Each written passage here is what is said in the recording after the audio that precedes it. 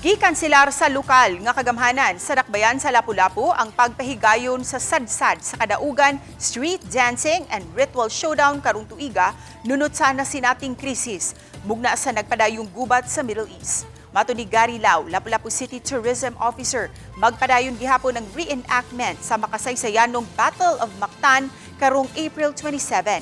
Aduna usab gihapon mga nightly activities nga ipahigayon sa Mactan Shrine. Samtang hulip sa sadsad sa kadaugan ritual showdown, mao ang Lapu-Lapu Got Talent. Gipasabot nilaw, nga dihang miulbo ang gubat sa Middle East, nahukman na nilang ikansilar lang una ang sadsad. Ilabi na kay magkinahanglan kini og dako-dakong pondo aron makahatag og maanindot nga pasundayag ang matag barangay. Gipaniguro nila nga sa gihapon, samang budget lang sa miaging tuig ang ilang gamiton alang sa reenactment. Ug samang cast lang gihapon, ang mudala sa papel nila ni Dato Lapu-Lapu, Reyna Bulacna ug Magellan.